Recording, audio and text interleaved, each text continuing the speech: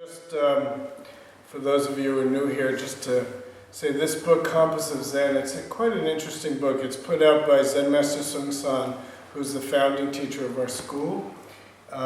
He came to the United States in 1972, and he taught first, well, he started out teaching in Korea, then he went to Japan, then he came to the United States in 1972. He started to go to Europe in 1978 or 9, I believe. So he died in 2004, and we are part of a group of Zen centers called the Koan School of Zen, and we descend from Zen Master Bon Soeng's teaching. That's his picture up there on the wall. And there are probably over 100 Zen centers around the world that are part of our organization. So this book, Purpose of Zen, is his take on Buddhism, essentially. He goes through Theravadan Buddhism, Mahayana Buddhism, and Zen. He does leave out Tibetan Buddhism. You have to go to different books to take a look at that. And so these talks have been going on now. We're in the second month of talking, having Dharma teachers and Dharma teachers in training talk out of this book.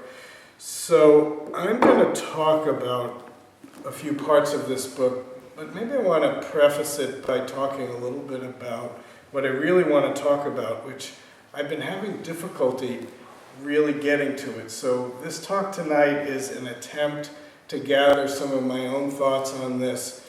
But I don't know, those of you who've been here the last few weeks, you might have been picking up that I'm trying to get a sense and talk about,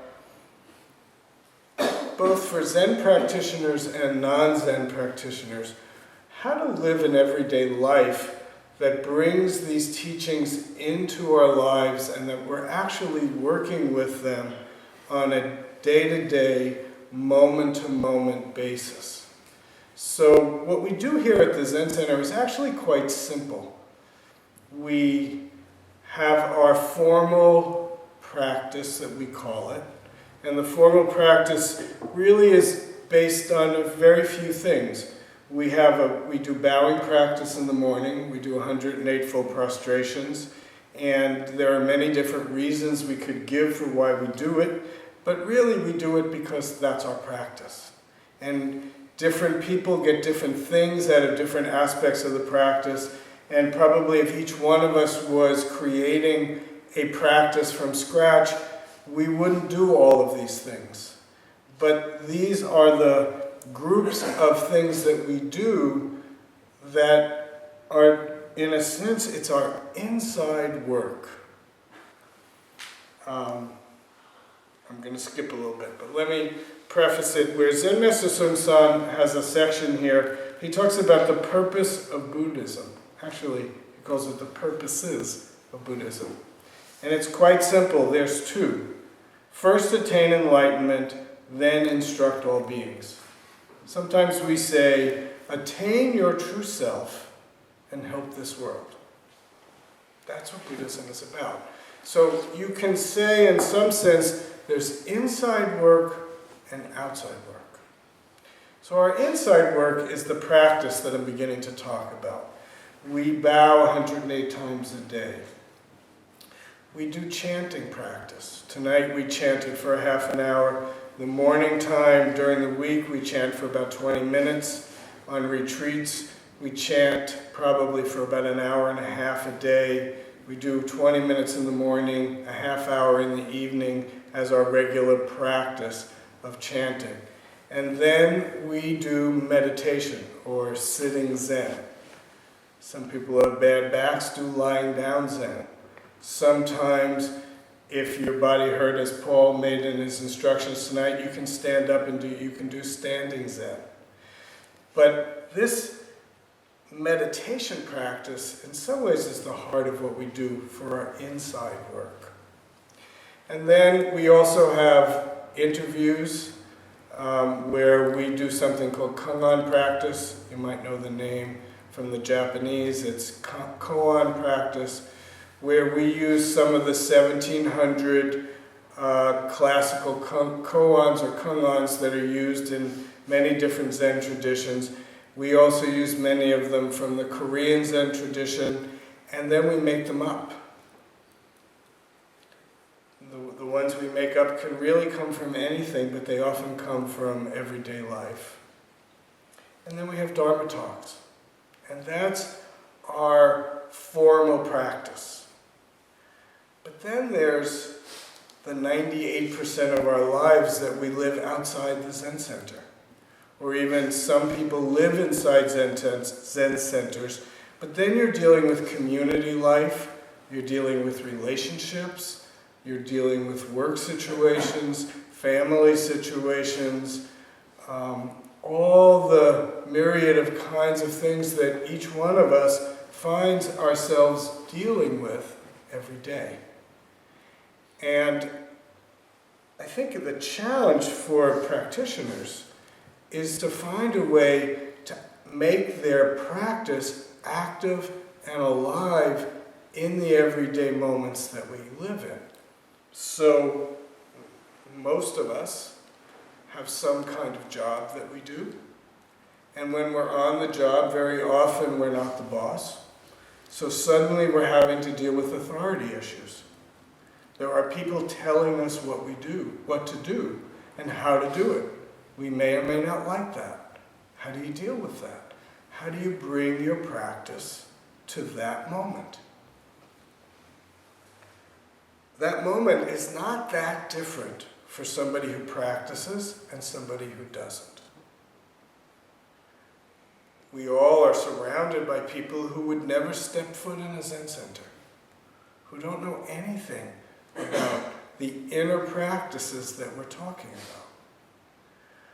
But we all, as human beings, face these kinds of situations.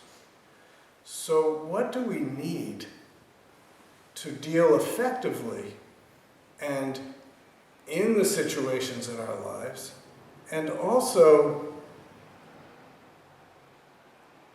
you might say, if we're doing our outside job of helping all beings, then when we're in the midst of our work situation or our school situation or our family situation, how do we actually use our practice to help those around us? Generally, we find if we get pedantic and we tell them what to do, it may feel good inside because I know something that I'm telling you, but it doesn't work. Nobody really wants to hear your speeches on how to be a good person, or if you just were to do such and such, then you'd feel better. That might be a little bit helpful. You might have the entry with the person to be able to say, if you calm yourself a little bit, if you bring yourself back to yourself in the moment, you might actually have a way of dealing with this situation that's not so reactive and is more responsive. Maybe you could say that if you say it nicely.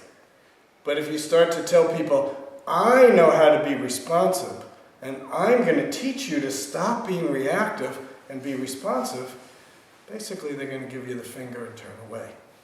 They may not give it to you to your face, but that's what they're thinking inside. So how do we take these practices and, for ourselves, actually do them? Actually do them. Or if we're talking to people who don't practice, how can we talk in such a way that these practice principles and techniques actually make sense to them? Somebody today was telling me this story. It was interesting.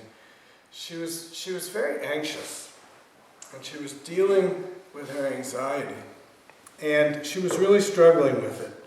And she had this tune going on in her head, and she couldn't remember where it was from. So she told me she took out her iPod, and she searched in her iPod, and she came across something that sounded, it felt like it might be the song. So she put her headphones on, and she started playing the song, and she immediately broke out in tears. Immediately. Like without knowing why, it kind of bypassed the rational cognitive mind, and it hit her right where she was suffering. So we often talk about chanting, and people are always asking me why we chant. And logically, I don't understand why we chant. But emotionally, we can get what song, music, sound can actually do to us. Mostly, we're stuck in our rational mind. We try to think our way out of everything. Or many of us are stuck in our feeling mind, and we try to feel our way out of things, but the feelings are all colored by our own suffering in that moment. Sound, music, has an ability to cut through all of that and hit us. I know sometimes I'm driving in the car, usually I don't listen to music, but sometimes I'll put it on. And sometimes I'll hear a song that takes me right back to something 50 years ago. And it can often bring up some kind of a strong emotional response. And I think chanting is a little bit like that. We don't perhaps understand it. And I know from my own experience,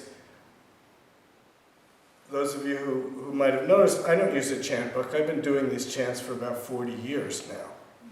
A little less, probably 35. And so I know all the chants, except for one or two that I have to use the book for, but those are special chants. But take me out of the Dharma room and ask me to chant for you, I can't do it. I generally can't find my way through the chant. But as soon as we start to chant in community, the chant is there. It's in a part of my brain that I don't sometimes know how to access. But that's the beauty of a practice that bypasses our cognitive senses and hits us someplace a little more primitive. In some ways, bowing is the same way.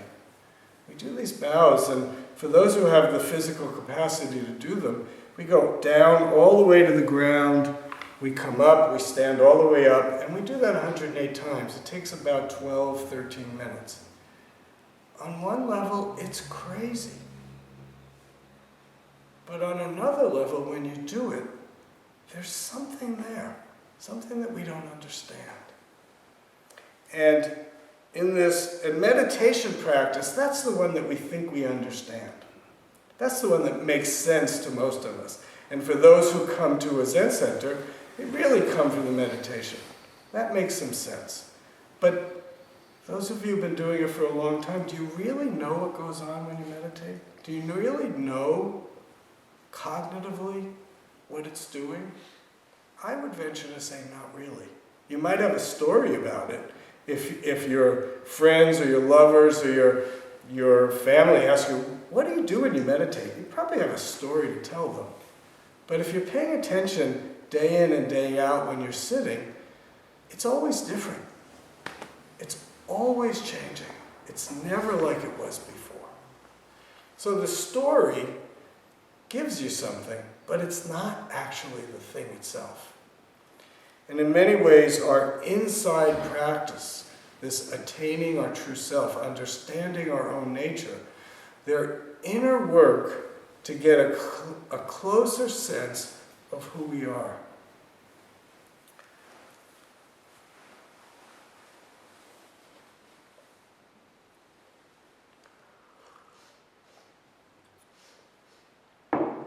Sometimes I think for people who don't have a practice, just to help people return to themselves, find out what's really going on. Our culture, our world makes us so external that we get lost in the things that we're doing.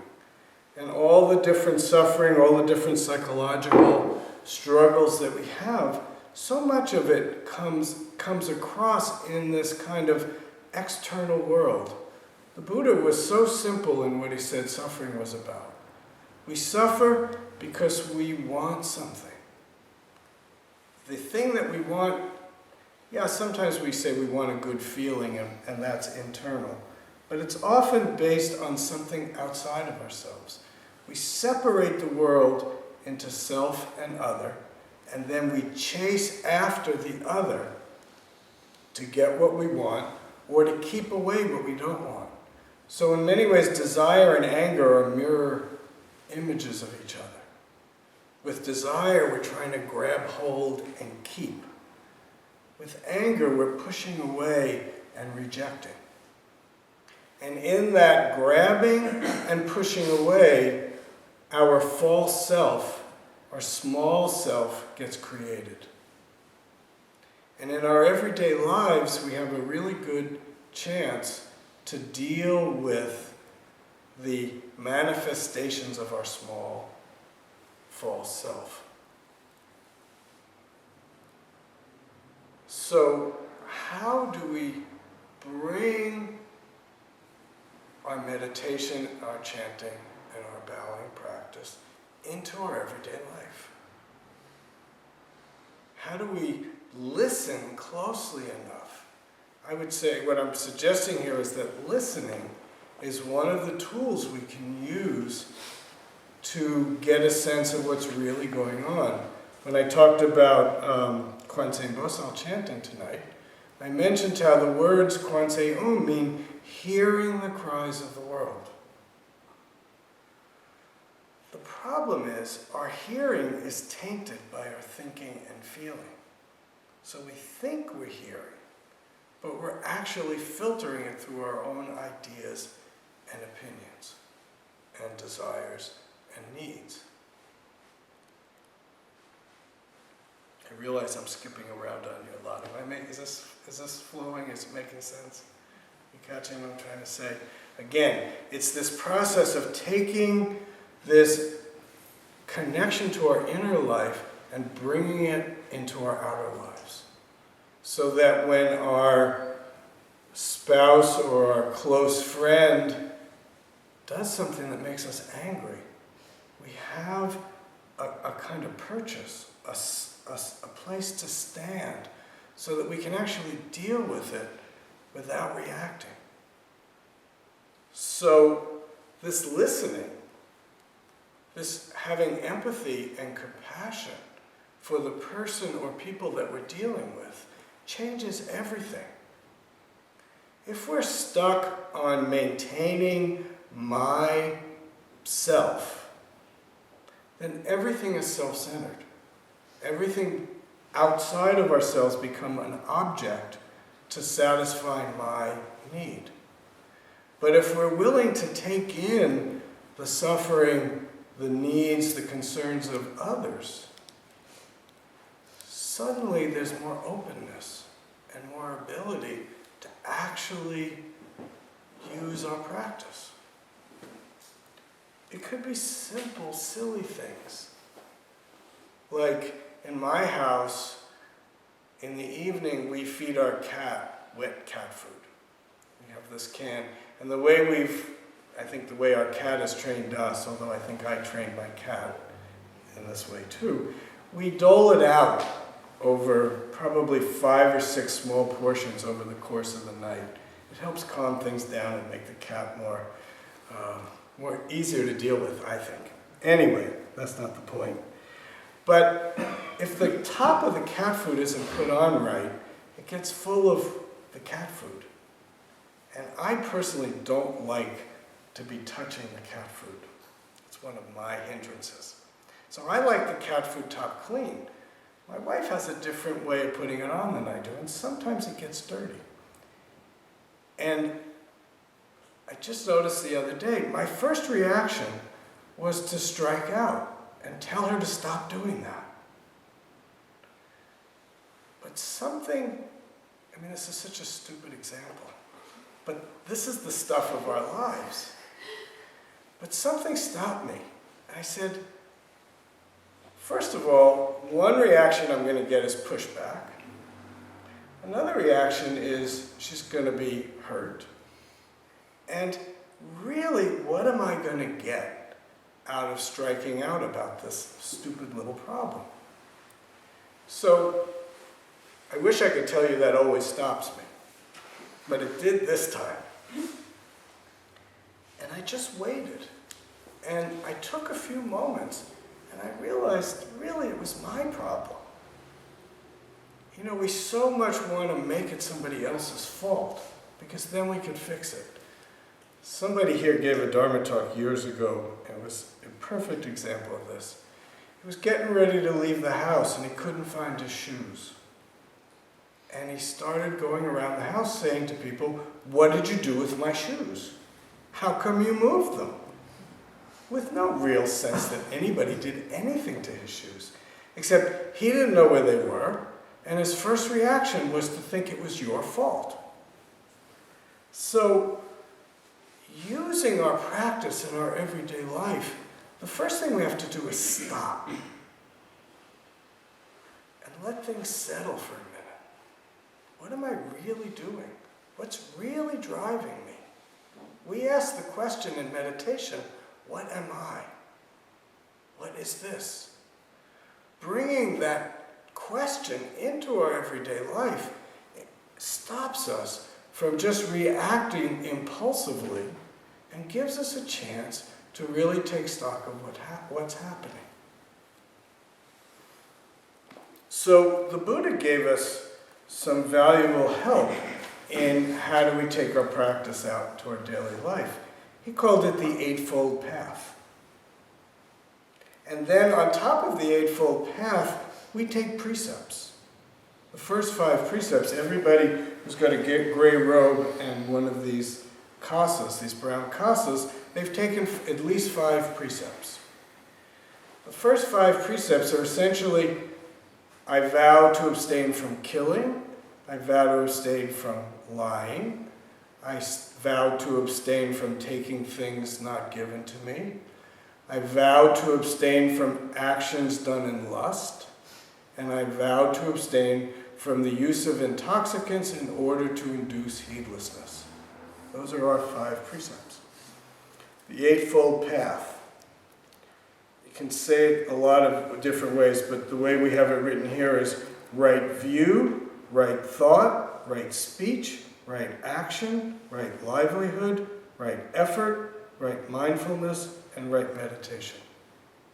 If we can integrate these 8 folds of the Eightfold Path and the 5 precepts into our life, already we have an amazing roadmap of how to live our life. And I know I'm going long. I'm going to talk a few more minutes. I want to highlight a couple of things. Right view, first of the Eightfold Path. I've seen it written that if you can get right view, all the rest of them fall naturally into place. It all comes down to right view. Right view actually means no view. Usually we have Jeff's view, Sergei's view, Karen's view. We all have our own particular structure of our consciousness that we see things through. It's as if we wear a set of sunglasses or a set of glasses, and everything we see goes in and out through those glasses. And it's all tainted. When we wear prescription glasses, we're correcting our view so that we can see clearly. But in the Buddhist sense, these glasses that we're wearing actually distort the world to fit what we think the world is. So right view really means take the glasses off and see things as they are.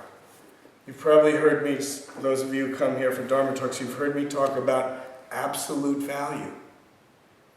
Remember from your middle school math classes, it's the numeral with parallel lines around it. And the plus or the minus is outside of that. It's just what it is. Paul always tells us every week in his meditation instruction, mind is like a clear mirror. Red comes, red appears. White comes, white appears. We add on likes and dislikes, good and bad. If you take away likes and dislikes, good and bad, things are as they are. That's right view. If we can work with right view in our everyday life, we're free, and we free all of those around us. We help others with right view. It's so important. If you get one thing out of this talk, bring this question of right view into your everyday life. Keep looking. Challenge your assumptions. Notice when you've skewed things. It happens all the time. You'll have plenty of chances to notice it. Don't try to be perfect. Just acknowledge what is. And in that acknowledgement, you learn what you need to know. Because you let go of your own preconceived ideas, this world will teach us the truth if we actually are looking and listening and feeling clearly. So the third patriarch in his famous poem wrote, "The great way is not difficult for those who don't pick and choose, for those who don't make right and wrong, good and bad." What he's talking about there is right view. Right thought is pretty obvious. Pay attention to what you're thinking. Thinking is such a driver in our behavior. Pay attention to your thoughts. Most of us don't even know what we're thinking. We don't know that we're thinking. One of the beauties of Zen practice is you learn to get closer to your thoughts and feelings and experience. Pay attention. We're all so fooled by our thoughts and feelings. The best way to not be fooled by them is to pay attention. Listen. So pay attention in your everyday life. What are you thinking? Right speech is pretty obvious. Be careful. In our temple rules it says, "Your evil tongue will lead you to ruin. Keep the stopper in the bottle." That's a little harsh. But pay attention to your speech. Pay attention to the results. That's so important. It's so simple. We act, we speak, we do, then pay attention to what happens. If there's a mess around you, maybe you had something to do with it. But if you don't pay attention, you don't notice the mess. And what the Buddha is suggesting here is that our speech is a big cause of the mess around us. Gossip, talking about others, building yourself up, tearing others down, just not being mindful of what we're using with our speech. Right action is the same way. Pay attention to what you're actually doing. It's so simple, but we don't do it. Pay attention.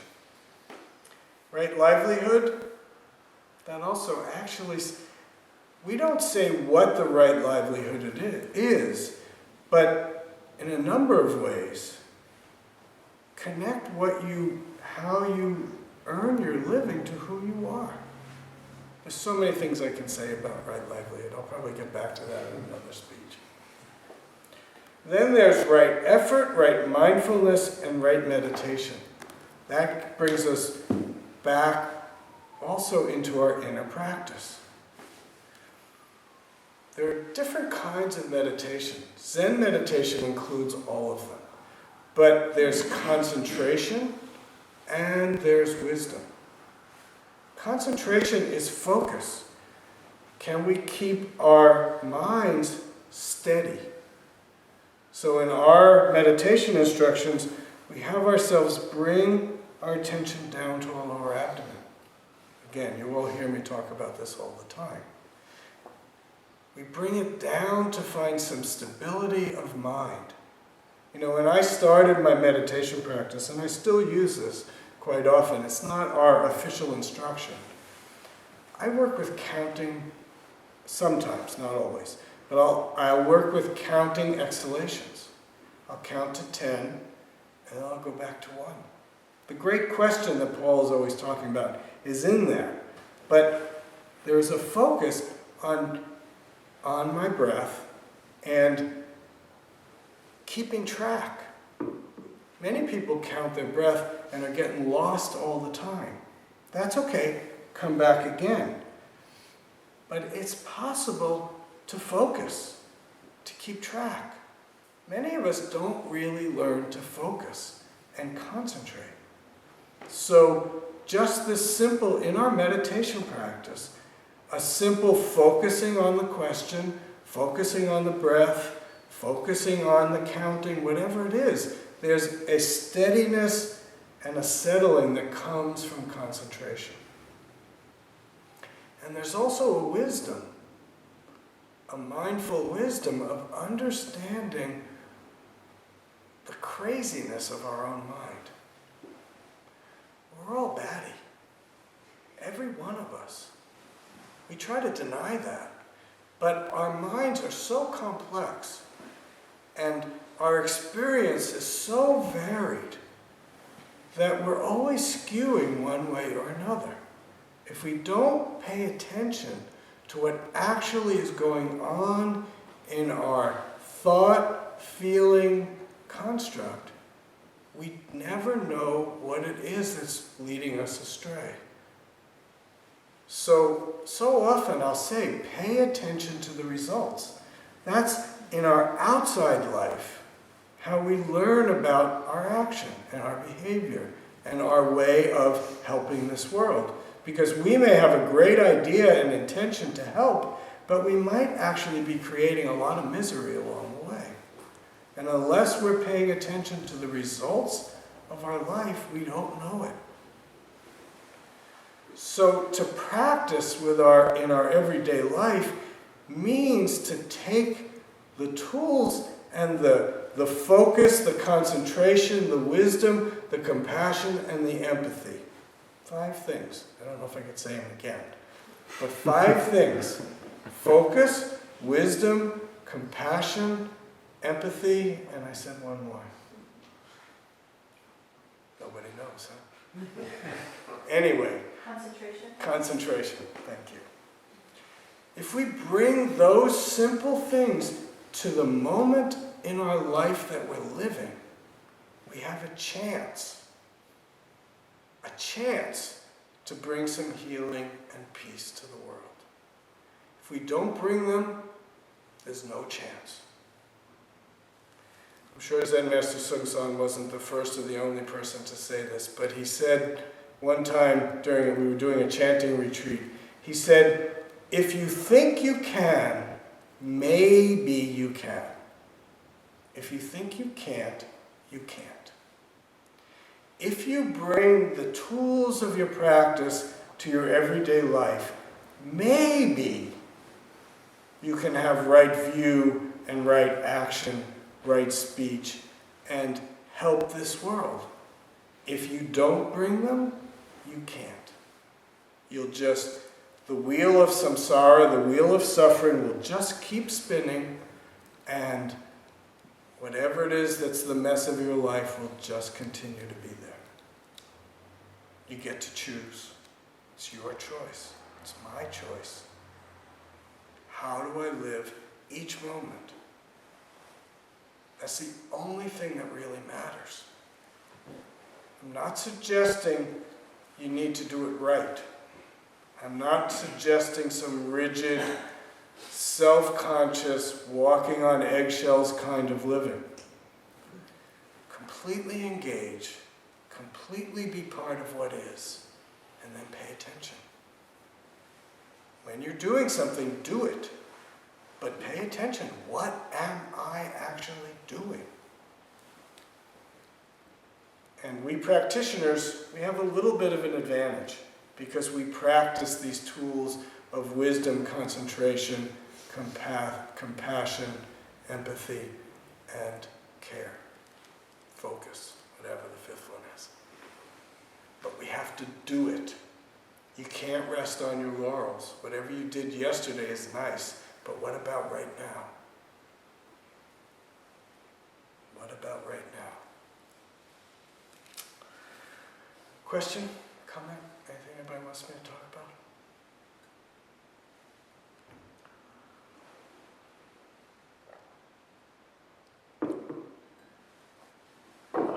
Thank you very much for your talk. I've been waiting for this subject to be addressed head on. I think I just scratched the surface a little bit. So, here comes the question then.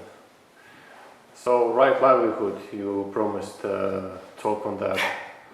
I will not forget that promise.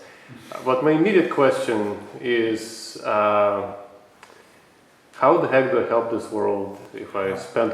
How the heck do I help this world if I spend most of my waking hours in an office? In parentheses, working for somebody else. I got an easy answer for you. All those hours you're in an office, number one, you've got a task that you're supposed to do. And number two, you've got all these other people that you're dealing with. How you meet those challenges is how you help the world. If your job, you're a programmer. You know, in an ideal world, you're programming about something that you believe in and care about. I think that actually is part of right livelihood. But maybe you don't even have that choice. But your job is to do the best possible coding. So if you want to help the world, focus on your job.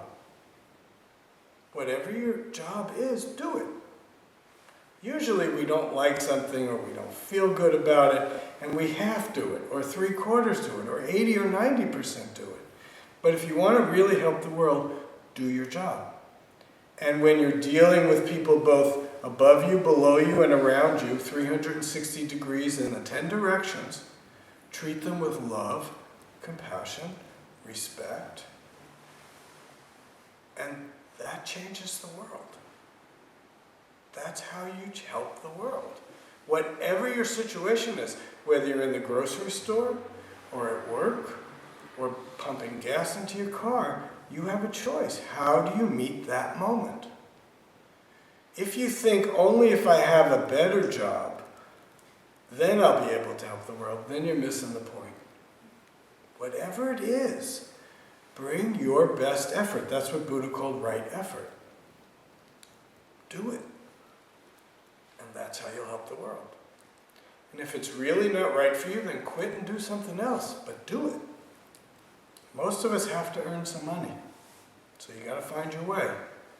But it almost doesn't matter what it is that you're doing. Meet the moment with wisdom, love, and compassion and empathy. Okay? Julie, you had something? You mentioned that when you were practicing, you often count your breath, and you've mentioned that to me before, but you also said that some, not always. So I was just curious what else you do. What am I? That's what I do. What am I on the inhalation? Don't know on the exhalation. That's in a sense the same thing as clear mind, don't know. But for me, I like the raising the question directly. Even when I'm counting, what am I is underneath. Fundamentally, to me, meditation practice, sitting Zen practice, is great question. Just raising doubt, raising wonder, challenging my assumptions, really pushing into that not knowing and wonder.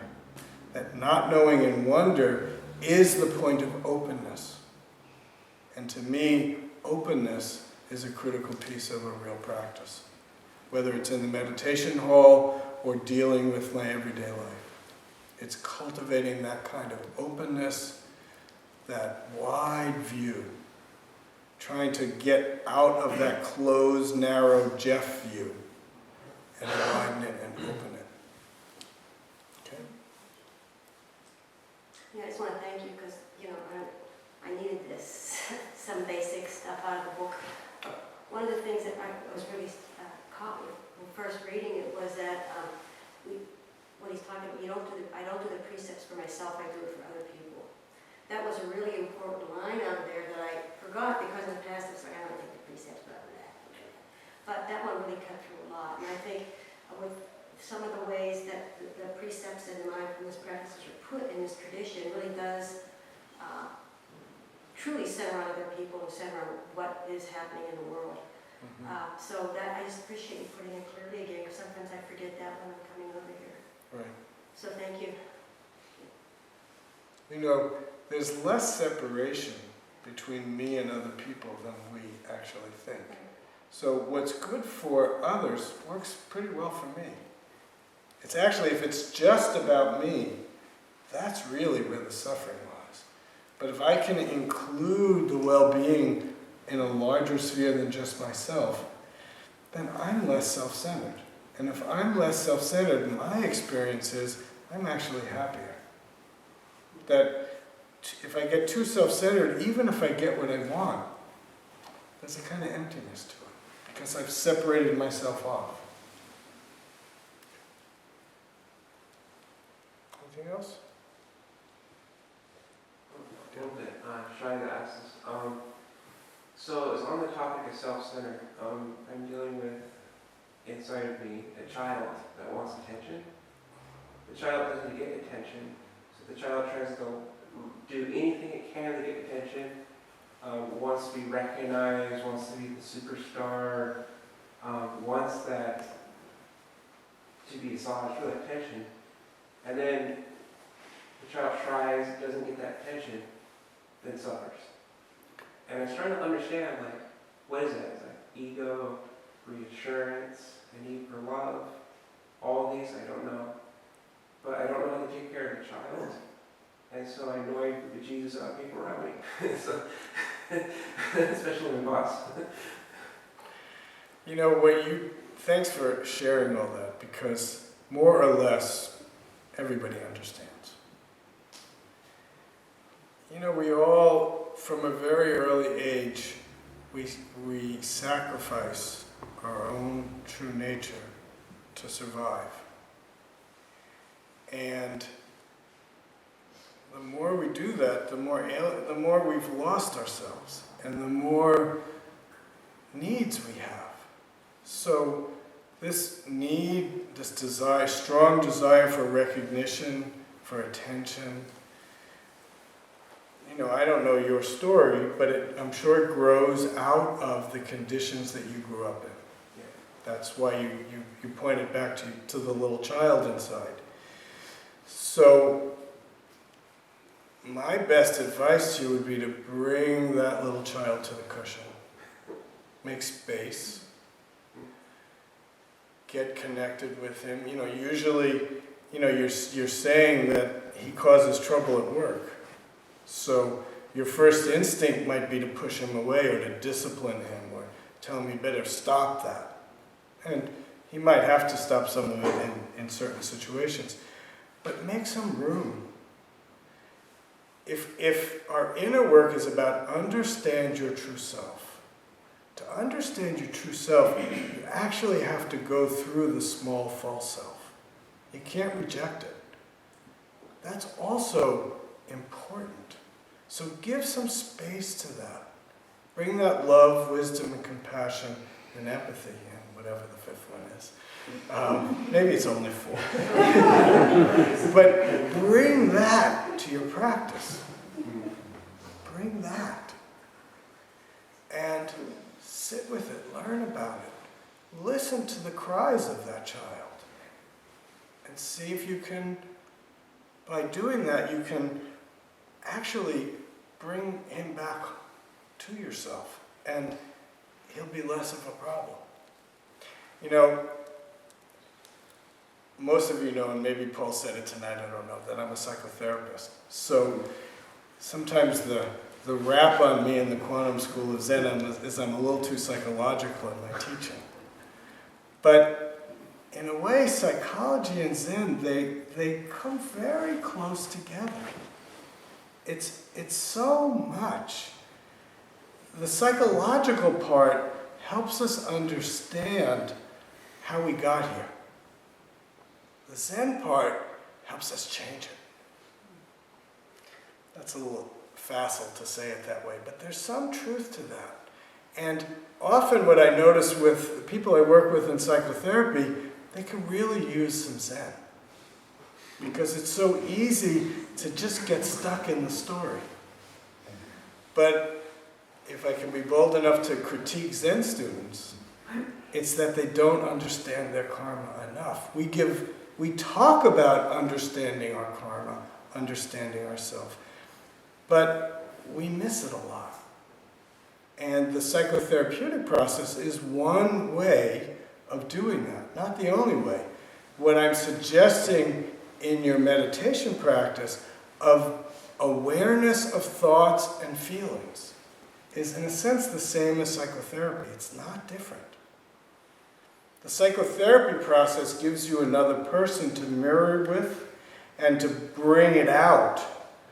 But the material is all there for you when you sit.